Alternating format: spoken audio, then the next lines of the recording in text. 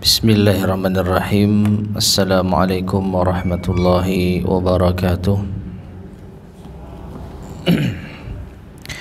Innal hamdalillah nahmaduhu wa nasta'inuhu wa nastaghfiruh wa na'udzu billahi min shururi anfusina wa min sayyiati a'malina.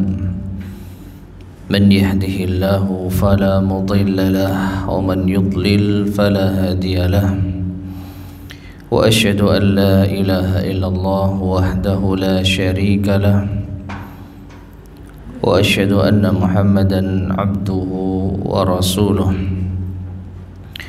اللهم صل وسلم وبارك على نبينا محمد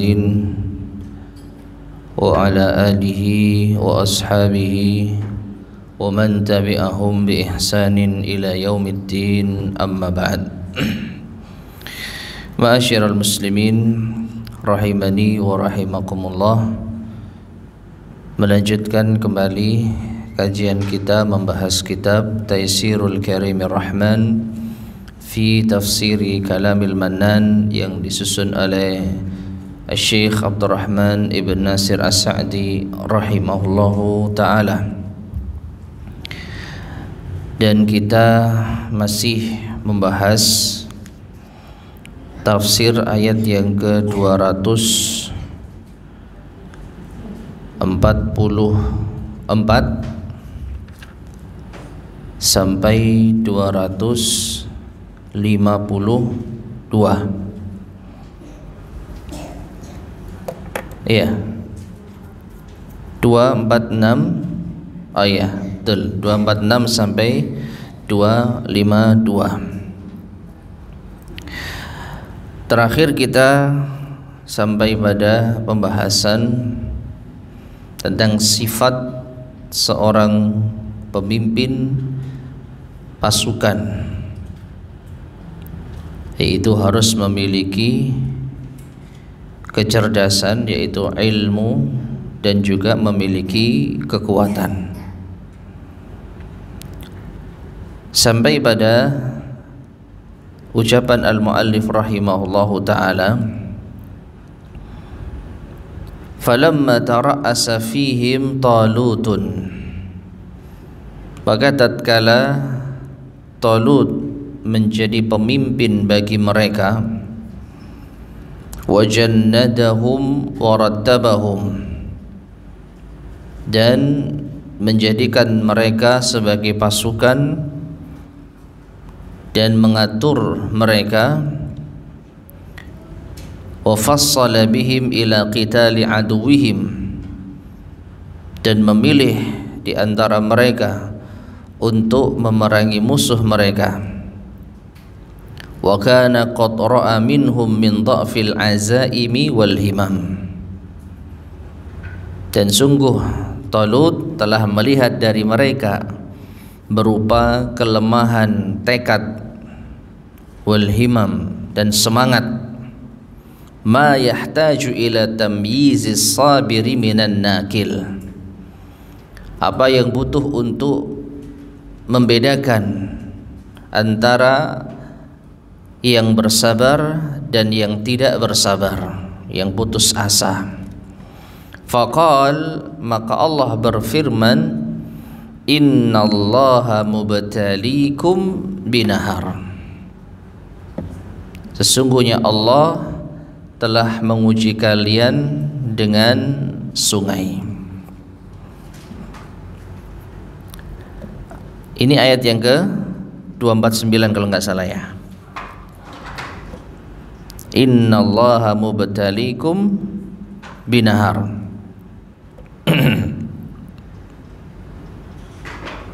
Naam. Falamma fasala Talutu bil junudi qala innallaha mubtalikum binahar. Maka tatkala Talut memeriksa pasukannya, membawa mereka, maka Allah menguji mereka dengan sungai. Tamurruna alaihi waqta hajatin ilal ma', yaitu kalian pasukan melewati sungai tersebut dikala butuh kepada air.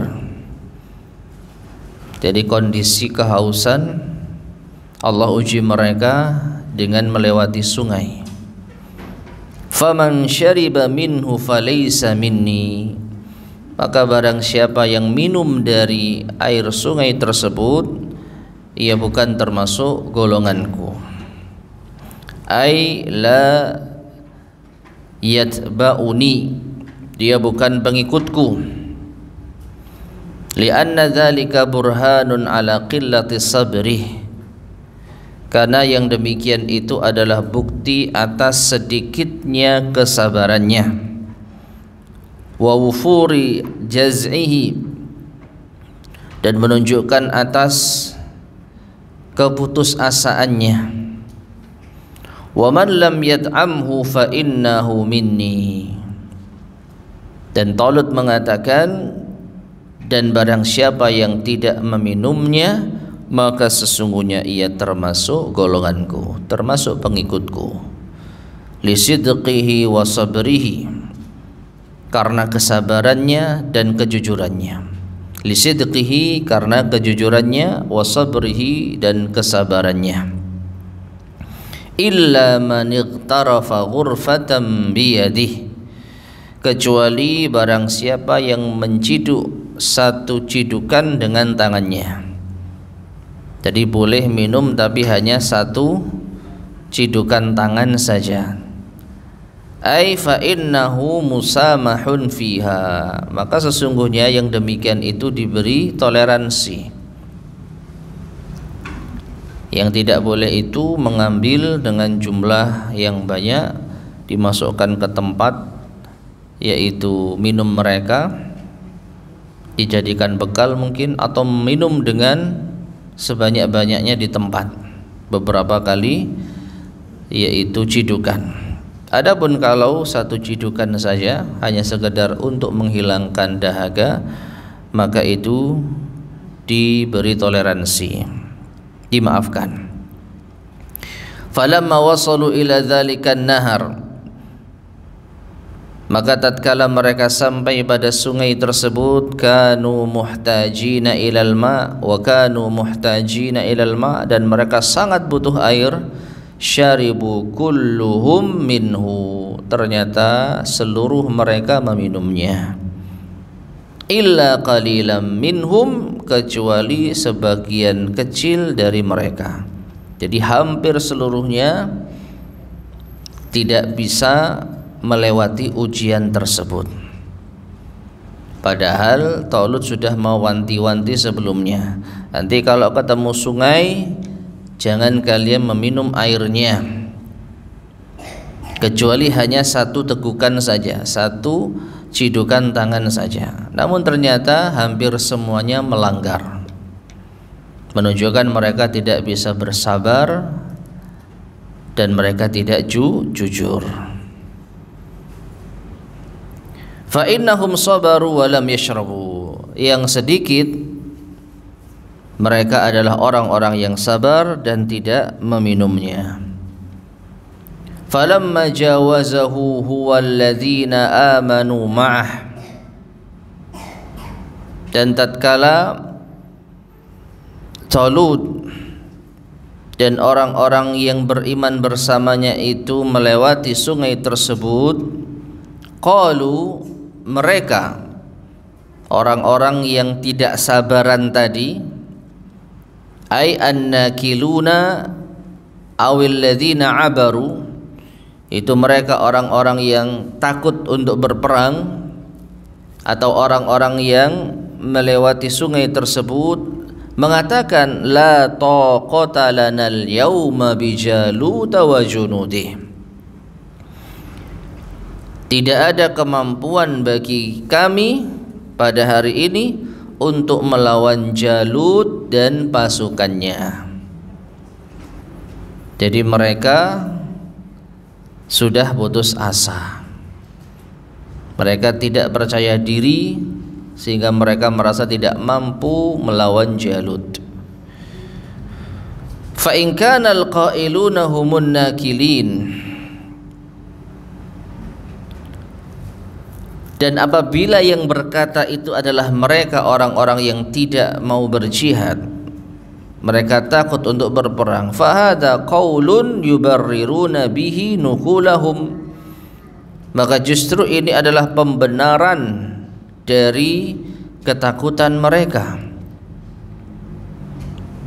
Ya, jadi mereka melanggar atau mereka tidak mampu melewati ujian yang pertama tadi, tidak boleh minum, tapi mereka hampir semuanya minum. Nah, setelah itu mereka tunjukkan secara terang-terangan bahwa mereka itu benar-benar takut dengan ucapan mereka. Wa in kana al-qailuna humul ladina abaru ma'a Talut, dan apabila yang berkata tersebut adalah orang-orang yang melewati sungai bersama Talut, orang-orang yang beriman, fa innahu hasala ma'ahum nau istid'afin li anfusihim, maka hal ini terjadi pada mereka satu jenis kelemahan pada diri mereka. Maksudnya mereka menyadari kelemahan mereka. Ma'asyar muslimin rahimani wa rahimakumullah. Jadi qalu yang terdapat di dalam ayat ini ada dua kemungkinan. Ya. Qalu la taqata lana al-yawma bi Jalut wa junudihi. Mereka berkata, tidak ada kekuatan pada kita hari ini untuk melawan Jalut dan pasukannya. Siapa yang mengatakan ini? Ada dua kemungkinan. Bisa jadi mereka semua, seluruh pasukan. Ya. Tapi kalau kita lihat dari sisi orang yang takut berperang, maka ucapan ini membenarkan apa yang ada pada diri mereka. Mereka sebenarnya tidak mau berjihad. Jadi ini bukti bahwa mereka itu benar-benar penakut.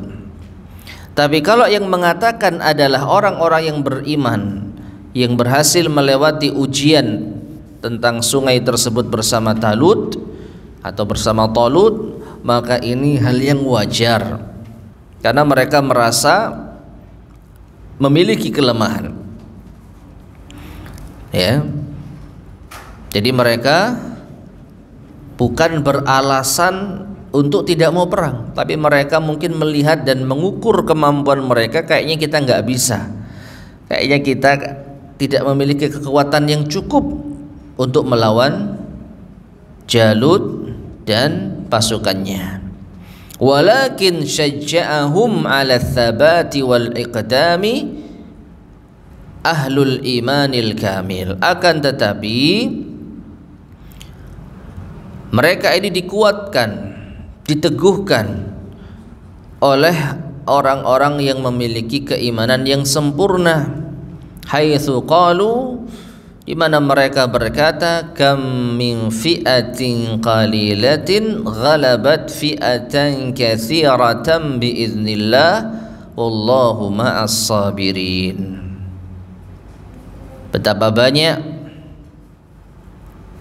pasukan yang sedikit mengalahkan pasukan yang banyak dengan izin Allah, dan Allah bersama dengan orang-orang yang bersabar. Nah, jadi ma'asyar muslimin rahimani wa rahimakumullah, Allah Subhanahu wa taala mengatakan bahwa ketika ada ungkapan di antara para pasukan, kita enggak mampu hari ini melawan Jalut dan pasukannya, terlepas dari siapa yang berbicara, apakah golongan penakut atau golongan yang bersabar, maka ada golongan yang ketiga, yaitu golongan yang sempurna keimanannya, yang mereka memotivasi pasukan tersebut dengan mengatakan, kam min fi'atin qalilatin ghalabat fi'atan katsiratan biidznillah. Betapa banyak kelompok yang kecil berhasil mengalahkan kelompok yang besar dengan izin Allah. Allahu ma'as sabirin, dan Allah bersama dengan orang-orang yang bersabar. Bi'aunihi wa ta'yidihi wa nasrihi, dengan pertolongannya, dukungannya dan bantuannya. Fasabbitu, maka atau fasabatu, maka mereka pun kembali menjadi kokoh. Wasabaru, dan mereka pun bersabar liqitali aduwihim Jaluti atau Jaluta wa junudih, untuk memerangi musuh mereka Jalut dan pasukannya. Nah, jadi pada akhirnya ma'asyar muslimin rahimani wa rahimakumullah, sebagian orang-orang yang sempurna keimanannya ini akhirnya berhasil memotivasi pasukan untuk kembali membulatkan tekadnya berperang, meskipun dari segi kekuatan dan jumlah lebih sedikit. Taib. Kemudian Allah berfirman, wa qatala Dawud alaihi salam Jalut, dan Dawud akhirnya memerangi Jalut.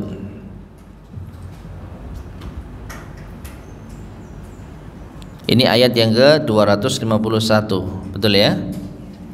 Wa qatala Dawud Jalut, wa qatala Dawudu Jaluta, wa hasala bidzalikal fathu wan nasru ala aduwihim, maka terwujudlah kemenangan dan pertolongan atas musuh mereka. Wa atahullahu, dan Allah memberikan kepadanya ay Dawud, yaitu kepada Dawud, al-mulka wal hikmah, kerajaan dan hikmah, an-nubuwwatu wal ulumun nafi'ah, yaitu kenabian dan ilmu yang bermanfaat. Jadi Allah subhanahu wa ta'ala akhirnya memberikan kepada pasukannya Talut, yaitu dengan Nabi Dawud alaihissalam, yaitu kerajaan dan hikmah. Yang dimaksud di sini adalah kenabian dan ilmu yang bermanfaat. Wa atahullahul hikmata wa faslal khitab, dan Allah juga memberikan kepada Dawud al-hikmah dan faslal khitab, yaitu mampu untuk menyelesaikan persengketaan. Summa bayyana ta'ala faidatal jihad, kemudian Allah Ta'ala menjelaskan faidah dari jihad. Faqal, Allah berfirman, walaula daf'ullahin nasa ba'dahum bi ba'dhin lafasadatil ard, jika seandainya Allah tidak membenturkan antara manusia sebagian mereka dengan yang lainnya, maka tentu bumi ini akan rusak. Ya, kalau Allah tidak menjadikan manusia itu saling berperang, maka bumi ini akan rusak. Ada yang mengartikan daf'ullahin nas ba'dahum ala ba'd dengan melindungi, atau diterjemahan apa?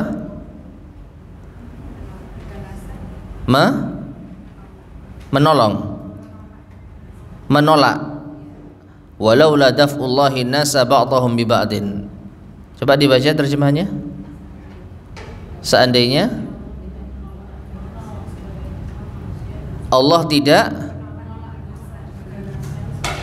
menolak keganasan sebagian manusia dengan yang lainnya, maka bumi akan rusak. Menolak keganasan itu apa yang dipahami?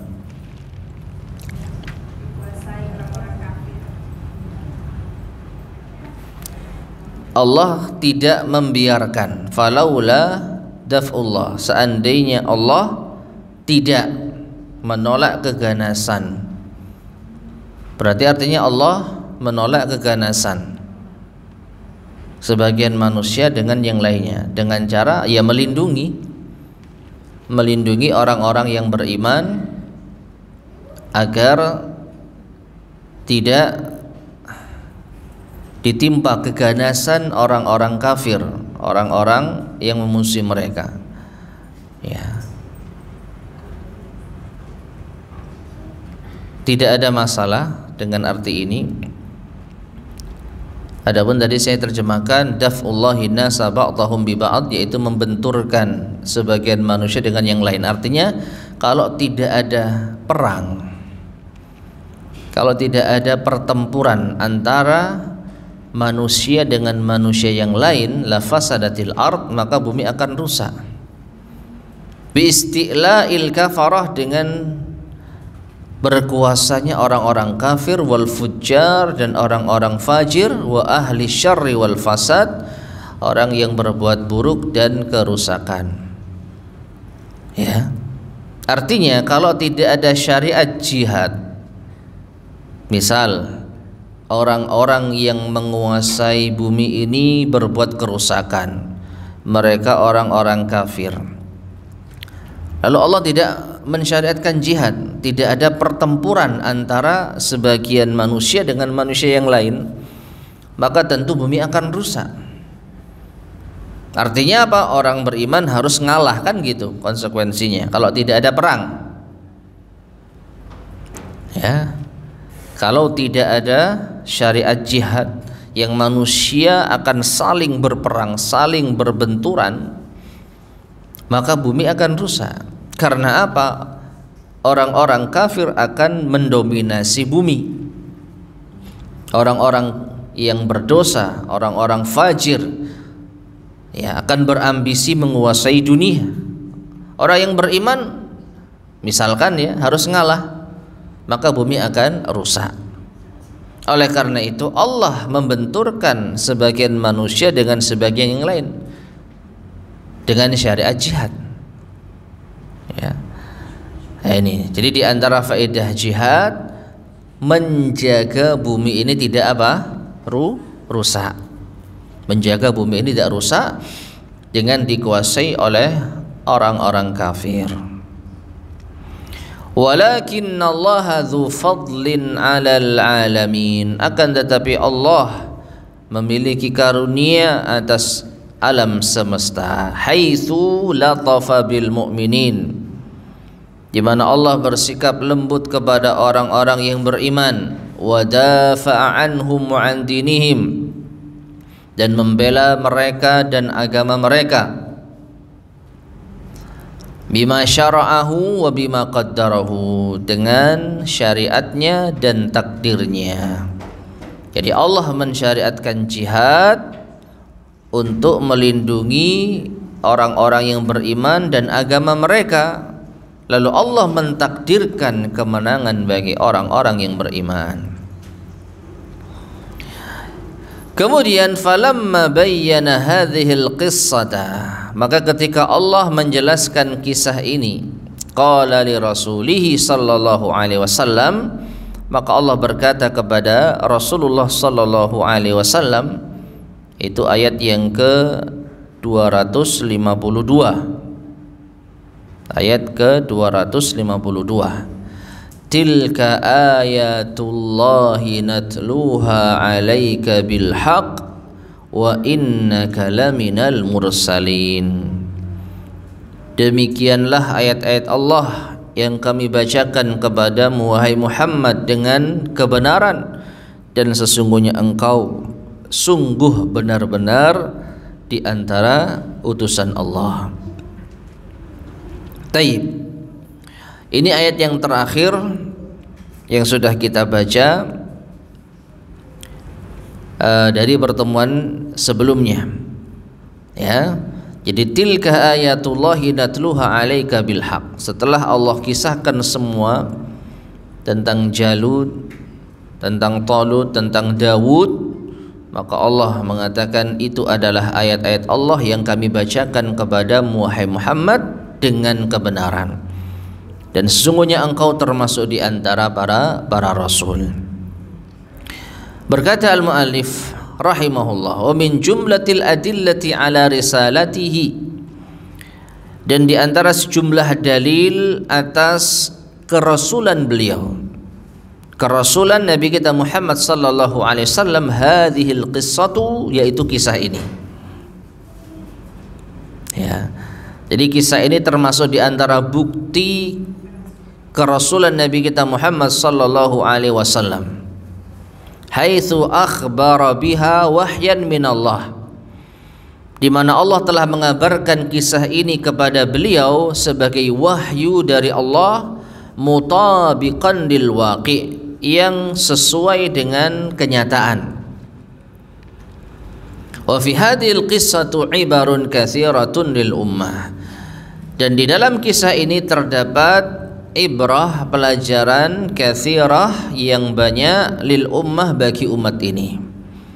Nah, sebelum kita baca penjelasan dari al-muallif rahimahullah tentang pelajaran-pelajaran dan hikmah-hikmah dari kisah ini, maka kisah ini ma'asyar muslimin rahimani wa rahimakumullah, kapan terjadinya? Kisah ini kapan terjadinya? Sepeninggal Nabi Musa alaihissalam, ya, sepeninggal Nabi Musa alaihissalam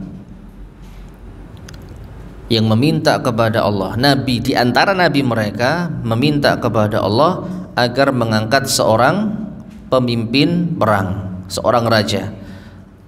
Ya, wa qala lahum nabiyuhum innallaha qad ba'atsa lakum taluta malika. Atau sebelumnya, idh qalu linabiyyin lahum ib'ats lana malikan. Awalnya pengikut Nabi Musa, sepeninggal Nabi Musa, ketika diutus seorang nabi yang meneruskan perjuangan Nabi Musa, mereka mengatakan, mintalah kepada Allah untuk mengangkat pemimpin bagi kami.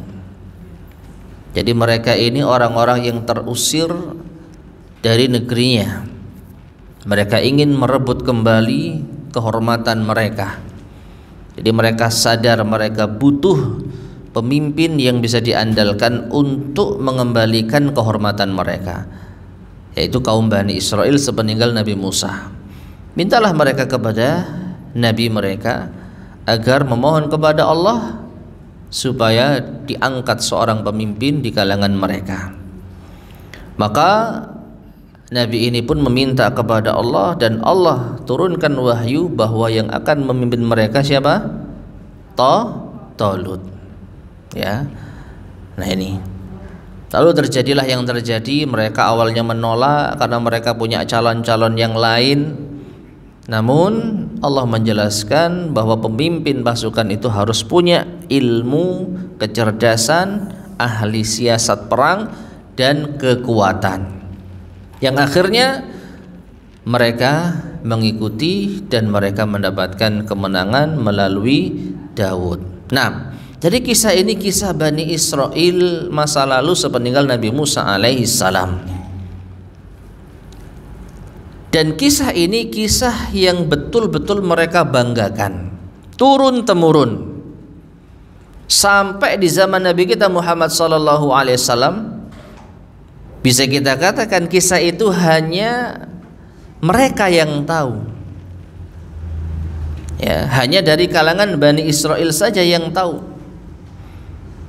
Lah kok bisa ada seorang yang bukan dari kalangan Bani Israel, seorang yang berasal dari bangsa Arab yang tidak mengetahui tentang keturunan Bani Israel, tentang kisah ini, kok tahu? Ya. Nah, ini menunjukkan apa? Beliau Nabi kita Muhammad sallallahu alaihi wasallam mendapatkan kisah ini dari Allah Subhanahu wa taala. Sekaligus menegaskan bahwasanya beliau betul-betul utusan Allah. Jadi terjadi tidak hanya sekali. Ya. Bahkan bisa kita katakan surat Al-Baqarah ini secara umum adalah kisah tentang Bani Israel yang Allah beritahukan kepada Nabi kita Muhammad sallallahu alaihi wasallam sebagai dalil atas kebenaran risalah yang beliau bawa. Ya. Dan kalau orang itu berada di atas fitrahnya, maka akan mudah beriman. Kalau mereka tidak memiliki keangkuhan, tidak memiliki sifat pembangkang, maka sangat mudah untuk beriman. Jangankan kisah-kisah yang begitu banyak yang sudah kita bahas ya, satu kisah saja, satu hal saja yang terkait dengan informasi tentang kenabian itu bisa membuat seseorang beriman. Pernah mendengar kisah masuk Islamnya? Ada yang ingat namanya enggak? Ketika Nabi pulang dari Taif sallallahu alaihi wasallam, bertemu dengan seorang pelayan. Ya Allah, lupa namanya. Ada yang ingat? Jadi Nabi SAW setelah keluar dari Taif dalam keadaan dicaci dan dilukai, beliau bersandar di sebuah kebun anggur milik yaitu tokoh yang ada di sana. Lalu pemilik kebun ini kasihan, akhirnya mengutus pelayannya untuk memberikan makanan kepada Nabi SAW. Ada ingat namanya siapa? Adas, sahih. Ya, Adas, sehingga diabadikan menjadi nama masjid ya.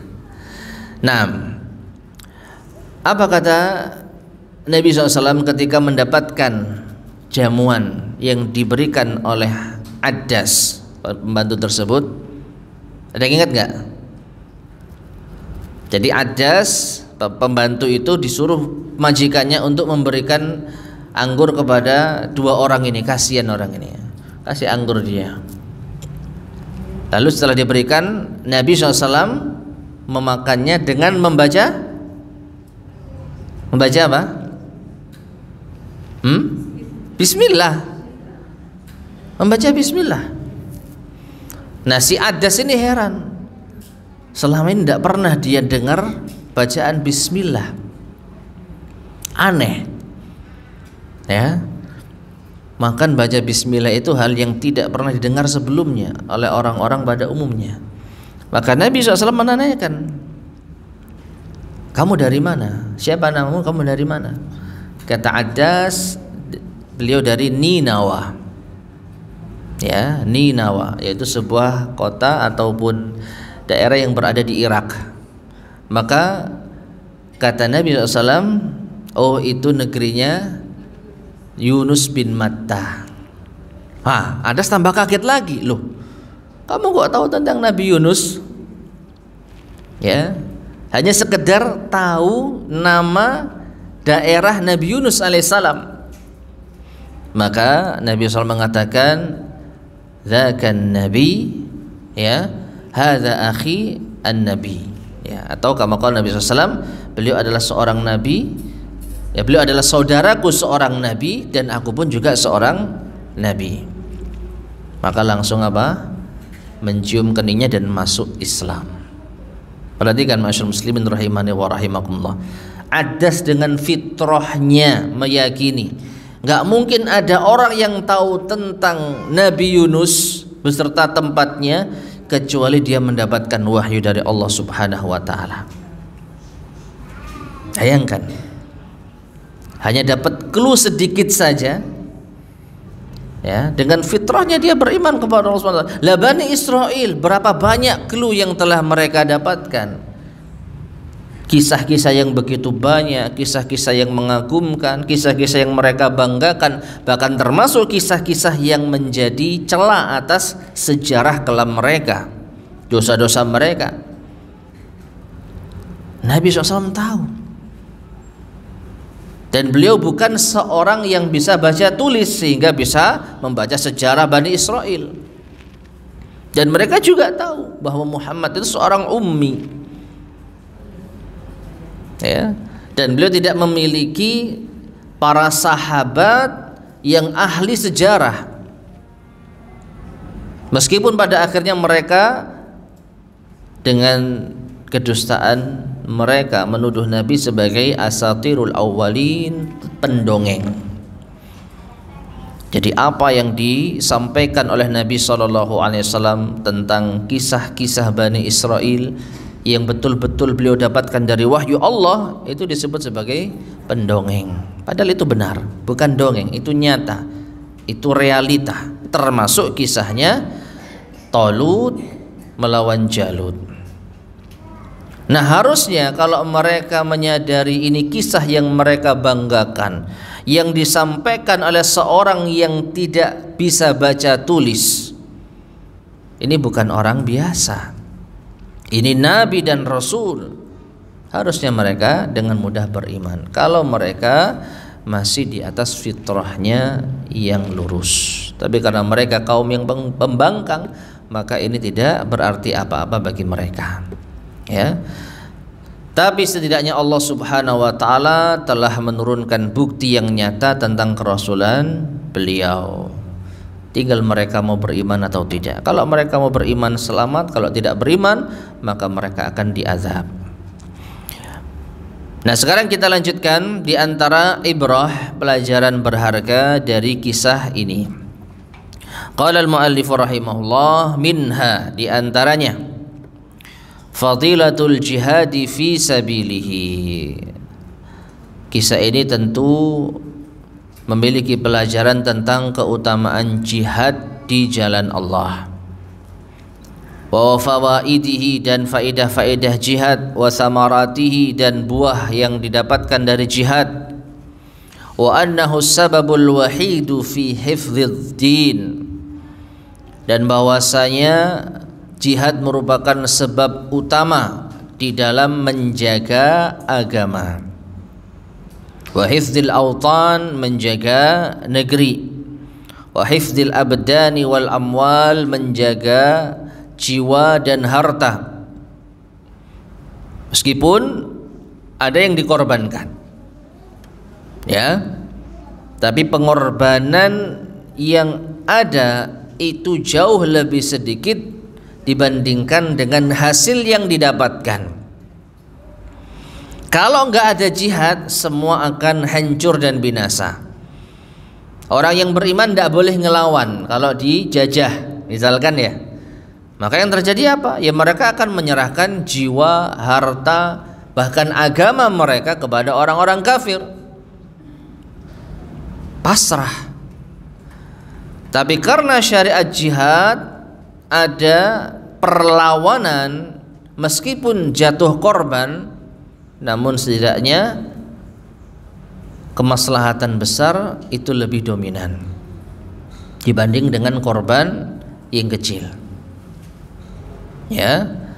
Jadi justru jihad ini diantara upaya untuk menjaga agama, menjaga jiwa. Sekali lagi, jiwa yang akan diselamatkan itu lebih banyak daripada jiwa yang terkorbankan. Beda dengan syariat atau tidak ada syariat jihad, semua jiwa akan terkorbankan, ya, karena nggak boleh ngelawan, misalnya tidak boleh melawan. Nah, dengan syariat jihad, maka jiwa yang terselamatkan lebih banyak daripada yang terkorbankan. Kemudian wa annal mujahidin, dan bahwasanya orang-orang yang berjihad, walau syaqqat alaihimul umur, meskipun berat bagi mereka urusannya, mereka harus melawan, mereka harus yaitu terkuras fisiknya, hartanya.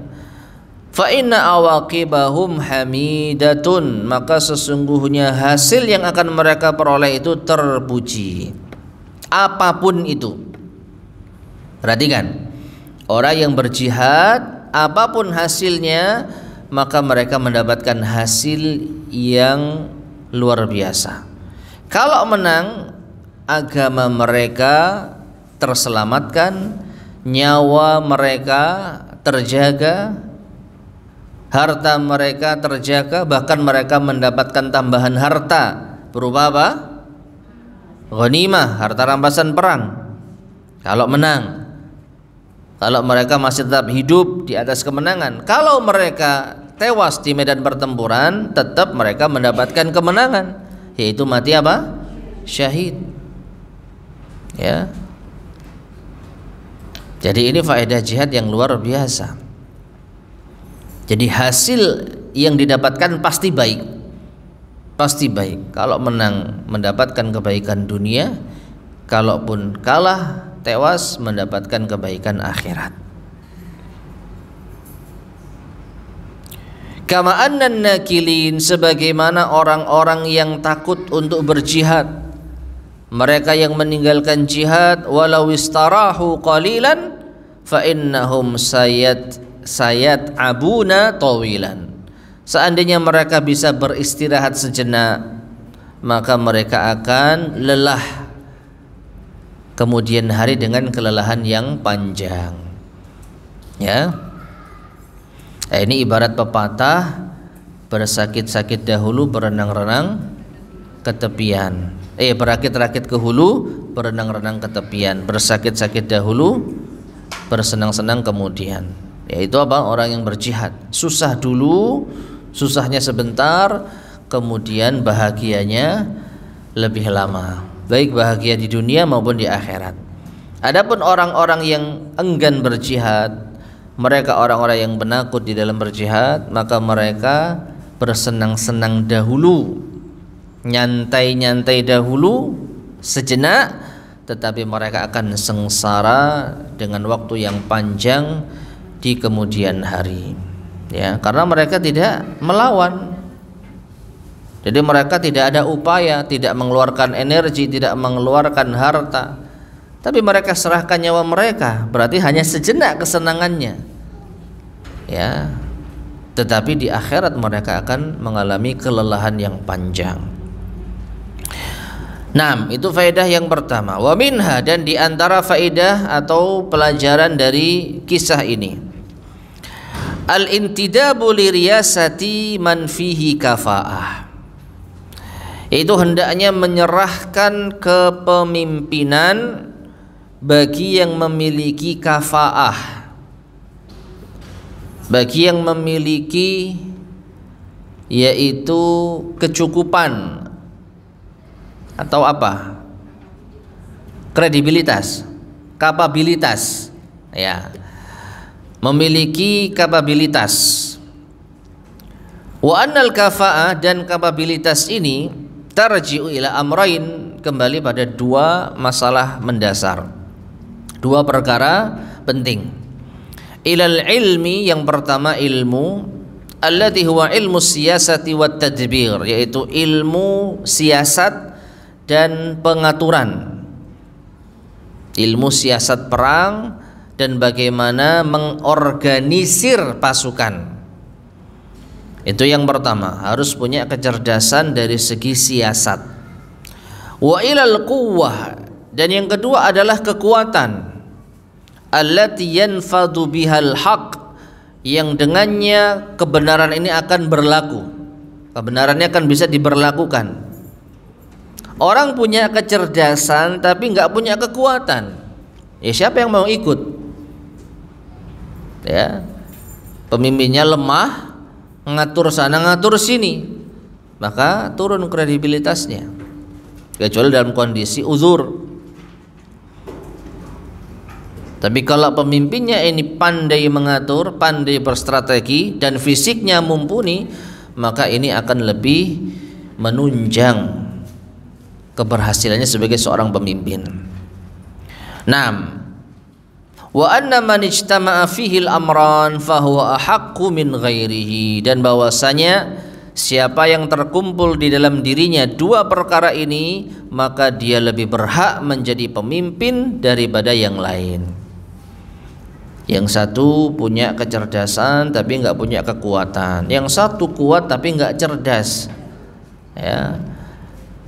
Yang satunya orang ketiga cerdas dan kuat. Nah, ini yang lebih berhak. Dan ini yang dilakukan oleh Nabi SAW. Beliau menunjuk pemimpin pasukan itu tidak sembarangan. Beliau menunjuk pemimpin pasukan itu bukan asal-asalan. Beliau melihat kapabilitas yang ada. Agar apa? Agar pasukan ini terorganisir dengan baik dan pemimpinnya juga memiliki fisik yang mumpuni. Taib, kemudian wa minha, dan di antara ibrah, pelajaran dari kisah ini, al-istidlalu bihadhil qissati, dari kisah ini diambil dalil atau dijadikan dalil ala ma qalahul ulama, oleh sebagian para ulama, innahu yanbaghi lil amir lil juyus an yatafaqqadaha inda fusuliha. Sepatutnya bagi seorang pemimpin pasukan untuk melakukan peninjauan tatkala menetapkan pasukan. Dan ini turunan dari pelajaran sebelumnya. Jadi pelajaran sebelumnya adalah menyerahkan kepemimpinan kepada orang yang memiliki kapabilitas berupa ilmu dan kekuatan. Maka hasil yang didapatkan kalau orang itu memiliki ilmu dan kekuatan yang menjadi pemimpin, maka dia harus betul-betul melakukan peninjauan terhadap apa yang akan dia tetapkan. Fayamna'u man la yasluhu lil qital, sehingga dia bisa melarang, mencegah orang yang tidak pantas untuk perang. Jadi enggak semua orang itu apa? Diterima, tapi dipilih dan dipilah, ya. Dan ini juga dilakukan oleh Nabi SAW.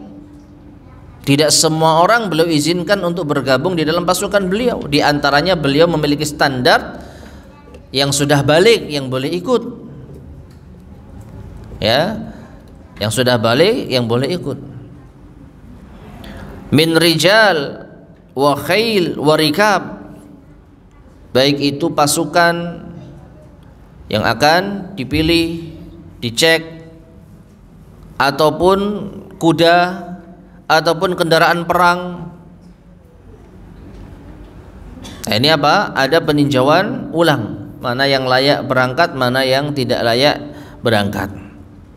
Li dha'fihi, kalau itu pasukan maka bisa jadi karena lemah. Au dha'fi sabrihi, atau karakter orang ini kurang sabar. Orang ini fisiknya bagus tapi kesabarannya kurang. Nah, ini perlu ada peninjauan. Au li takhdhilihi, atau orang ini mungkin gampang menyepelekan sesuatu, ceroboh, sembrono. Au khawfid darari bi suhbatihi, atau khawatir madarat apabila orang ini bergabung. Fa inna hadzal qisma dararun mahdun 'alan nas, maka sesungguhnya yang macam ini adalah madarat yang murni bagi manusia. Kalau orang semacam ini masuk di dalam pasukan, justru akan membahayakan pasukan, merusak yaitu organisasi pasukan, ya. Nah, ini diambil dari kisah apa? Dari bagian yang mana? Dari bagian Allah menguji mereka dengan sungai. Karena berangkat kan semuanya terlihat semangat awalnya, tapi di sini Allah Subhanahu wa taala ingin menguji mereka, ya, sehingga Talut menyampaikan ujian tersebut. Kalau lewat sungai jangan ada yang minum, untuk mengetahui siapa sih di antara mereka ini yang taat, yang sabar, yang teguh, yang jujur. Ternyata kebanyakannya nggak sabar. Nah, berarti di situ ada semacam peninjauan ulang. Nah, ini kayaknya orang-orang seperti nggak layak ini. Meskipun pada akhirnya Allah Subhanahu wa taala menjadikan di antara mereka ada orang-orang yang benar-benar sempurna keimanannya, sehingga bisa memotivasi pasukan yang lain untuk tetap berperang meskipun melawan kekuatan yang lebih besar. Ya, jadi harus ada peninjauan terhadap pasukan, dan ini di antara yaitu sisi positif dari memiliki pemimpin yang cerdas, memiliki ilmu dan memiliki kekuatan. Kemudian wa minha, dan di antara pelajaran di dalam kisah ini pula, annahu yambaghi, bahwasanya sepatutnya inda huduril ba's, ketika terjadi pertempuran, ketika sudah terjadi pertempuran, sudah ada kontak fisik dengan musuh, taqwiyatul mujahidin, hendaknya memberi kekuatan atau menguatkan orang-orang yang berjihad. Artinya jangan gembosi, ya. Jadi kalau misalkan sebelum ketemu musuh, ya mungkin agak sedikit santai, agak sedikit renggang gitu ya, tidak terlalu tegang. Tapi begitu sudah ketemu musuh, jangan sampai ada yang gembosi, jangan sampai ada yang guyon, tapi harus dikuatkan. Wa tashji'uhum, dan memberi semangat mereka, wa hathuhum 'alal quwwatil imaniyah, dan memotivasi mereka untuk memiliki kekuatan iman, atau memotivasi mereka dengan kekuatan iman. Ini yang dilakukan oleh sebagian golongan yang sempurna keimanannya, mengatakan kepada yang lain, wa kam min fi'atin qalilatin ghalabat fi'atan katsiratan biiznillah wallahu ma'as sabirin. Ini motivasinya, ya. Jangan nyerah, jangan merasa inferior, jangan pesimis, karena betapa banyak kelompok yang kecil mengalahkan kelompok yang besar dengan izin Allah, dan Allah bersama dengan orang-orang yang sabar. Nah, ini apa? Dilakukan tatkala sudah terjadi pertempuran. Jadi jangan ada kata mundur kalau sudah ketemu musuh. Harus dikuatkan, harus dimotivasi, khususnya motivasi keimanan. Walittikali al-kamil 'ala Allah, dan pasrah atau bertawakal secara sempurna kepada Allah. Wali'timadi alaihi, bersandar kepadanya. Wa su'alillahi tathbita, dan meminta kepada Allah keteguhan. Wal i'anata, pertolongan, ala sabri wan nasri, atau ala sabri wan nasri alal i'ada, meminta pertolongan kepada Allah agar bisa bersabar dan mendapatkan pertolongan atas musuh. Jadi kalau sudah ketemu musuh, maka yang ada itu hanya motivasi, bukan malah gembosi. Ya, apapun itu, selama itu hal yang positif, maka sampaikan kepada pasukan, entah janji surga atau mendapatkan pahala yang besar, ya. Tidak perlu khawatir dengan kematian, misalkan istilah kita ini maju mundur tetap mati kok, misalnya gitu ya. Misalnya seperti itu. Ya, ini tugas seorang pemimpin pasukan yang tadi memiliki kecerdasan. Kemudian wa minha, dan di antara faidah dari kisah ini pula atau pelajaran dari kisah ini pula, annal azma 'alal qitali wal jihad, bahwasanya tekad di dalam berperang dan berjihad ghairu haqiqatihi, itu terkadang tidak sesuai dengan hakikatnya.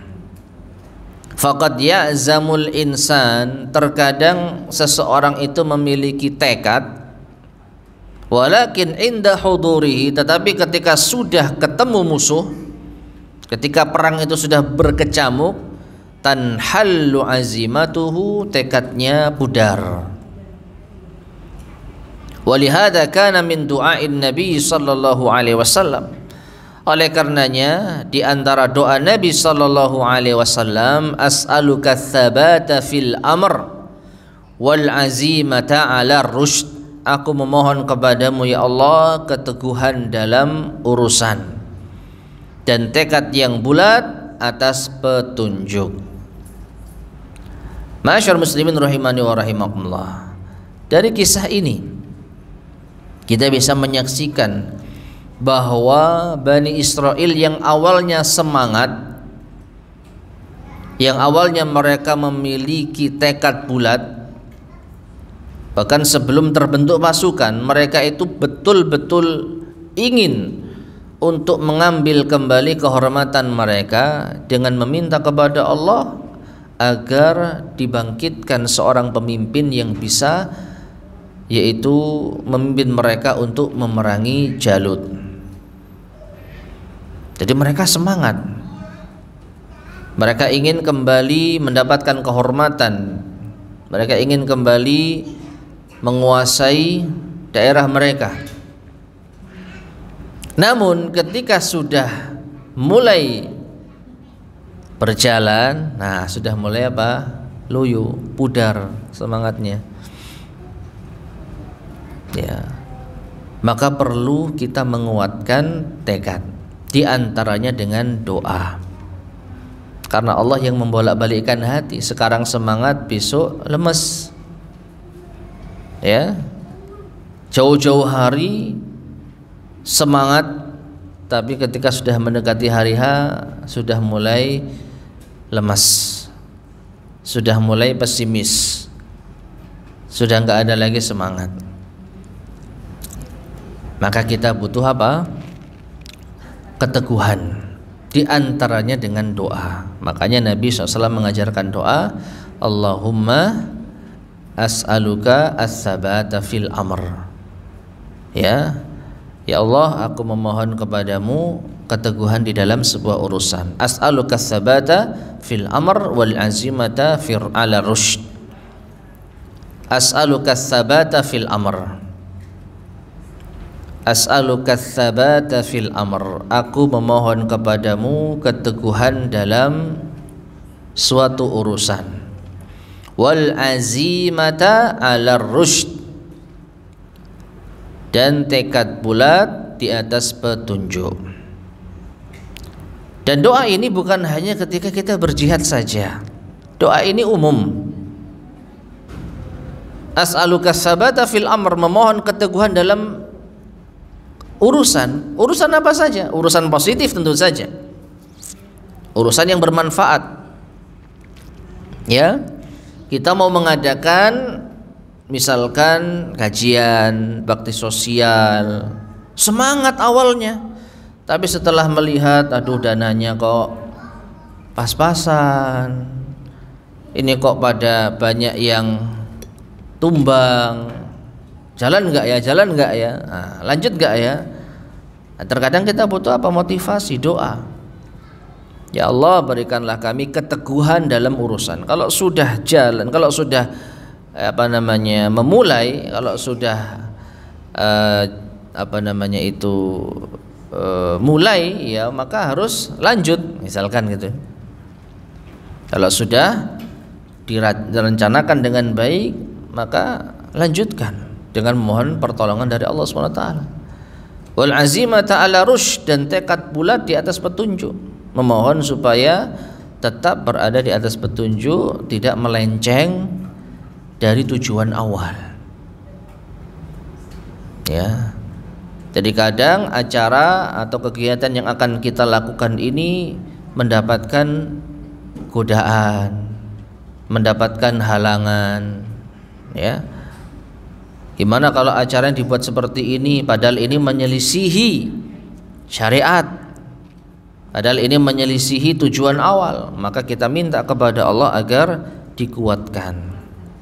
As'aluka ats-tsabata fil amri wal azimata 'ala rusydi. Naam. Fa haula'il ladzina azamu 'alal qital.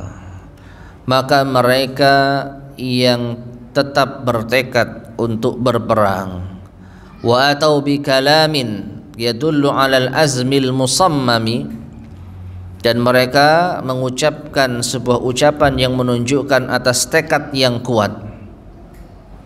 Lamma ja'al waktu, ketika datang waktunya perang, nakasa aksaruhum, sebagian besar mereka justru melemah. Wa yushbihu hadza qauluh, maka ini mirip dengan sabda Nabi sallallahu alaihi wasallam, as'aluka ridha ba'dal qada. Aku memohon kepadamu ya Allah keridhaan setelah terjadinya ketetapan. Ini doa yang lain, doa yang juga bisa kita panjatkan tatkala kita mulai pudar semangatnya, ketika kita sudah berkurang tekadnya. As'aluka ridha ba'dal qada. Ya, as'aluka ridha ba'dal qada. Aku memohon kepadamu keridhaan setelah ketetapan. Ya, setelah ketetapan. Maknanya apa? Setelah terjadi ketetapan Allah, ternyata jadi perang. Ya. Jadi berangkat ini ya sudah terbayang akan berperang, tapi kan masih belum ketemu musuh, masih melakukan perjalanan, ya masih bisa bercanda, masih bisa agak santai. Tapi ketika sudah dar gitu ya, ini sudah mulai ciut, jadi perang beneran ternyata. Maka untuk keteguhan hati kita bisa berdoa, as'aluka ridha ba'dal qada. Aku mohon keridhaanmu ya Allah setelah ketetapan ini. Dan ini juga bukan hanya terjadi saat perang. Apapun yang kita rencanakan, yang kita yaitu adakan berupa sebuah kegiatan positif tentu saja, awalnya mungkin kita agak santai, awalnya mungkin kita masih tenang, tapi begitu acara dimulai, ini kita mungkin mulai ciut, wah kok kayaknya pesimis ini bakal berhasil, kok kayaknya kita banyak kekurangan. Akhirnya kita mulai lemah semangatnya. Maka kita bisa berdoa, ya Allah ini sudah terjadi, maka aku mohon keridhaanmu. Ya ini sudah mulai, nggak bisa dibatalkan nih. Sudah kadung nyebur, sudah kadung basah gitu ya, maka aku mohon keridhaanmu ya Allah. Naam, li'anna ridha ba'da wuqu'il qada'il makruhi lin nufus huwa ridha al haqiqi. Karena keridhaan setelah terjadinya ketetapan Allah yang tidak diinginkan oleh jiwa manusia, itu adalah keridhaan yang sesungguhnya. Artinya ketika kita menghadapi sesuatu yang secara naluri manusia ini hal yang tidak kita inginkan. Dalam kisah ini perang. Yang namanya perang, bertemu dengan musuh, ada kemungkinan mati, ada kemungkinan tewas, dan itu tidak disukai oleh nyawa atau jiwa. Siapa yang suka mati? Siapa yang ingin mati? Ya, bahkan Bani Israel dulu sudah kita sampaikan, di antara angan-angan mereka kalau bisa hidup berapa tahun? 1000 tahun. Ya, ketika mereka diajak diajak bersumpah, siapa di antara mereka yang dusta mati, apa itu namanya?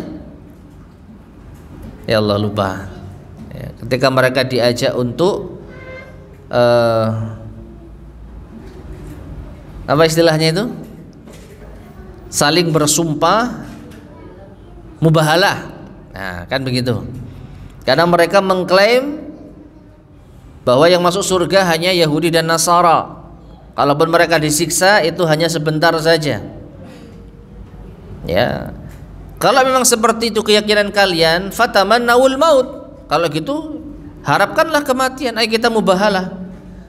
Kalau kalian memang benar-benar nanti masuk surga ketika setelah mati, ayo kita bersumpah. Yang dusta mati. Tapi mereka tidak berani. Justru mereka orang yang paling ingin hidup. Kalaupun mereka bisa hidup, mereka minta hidup bisa 1000 tahun. Ya. Nah, jadi yang namanya kematian itu tidak diinginkan oleh jiwa manusia.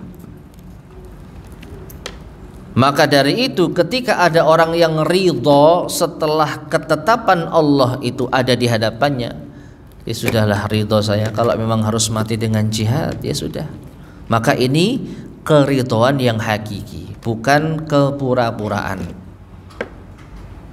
Kalau sebelum perang, sebelum terjadi pertempuran, saya ridho kok kalau mati, padahal belum ada ketetapan apa? Perang. Ya meskipun sudah jalan ya, sudah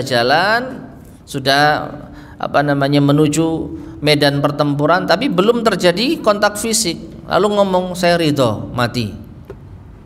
Ya. Maka ini keridhaan yang belum hakiki. Karena apa? Bisa saja ketika dia bertemu musuh dia mundur, lari. Nah, berarti tadi ucapan dusta. Itu keridhaan yang omong kosong. Tapi ketika terjadi ketetapan Allah, harus bertemu dan berjuang, harus bertempur, lalu dia bermohon kepada Allah, as'aluka ridha ba'dal qada, ya Allah aku mohon kepadamu keridhaanmu setelah ketetapan ini terjadi. Maka ini keridhaan yang hakiki. Ya. Nah, jadi kalau sudah terjadi ketetapan Allah, kadang-kadang kita ini sekali lagi lemah, kadang-kadang kita ini pudar semangatnya. Maka mari kita kuatkan dengan meminta kepada Allah keridhaannya. Apapun yang terjadi aku ridho ya Allah. Jangan mengatakan as'aluka ridha ba'dal qada. Wallahu ta'ala alam bissawab. Baik ma'asyar muslimin rahimani wa rahimakumullah. Ini akhir dari pembahasan tafsir ayat 247 sampai 252. InsyaAllah akan kita lanjutkan pada kesempatan berikutnya, ayat yang ke-253. Wallahu ta'ala alam bissawab. Baik, sebelum kita akhiri, barangkali ada yang ditanyakan, silakan.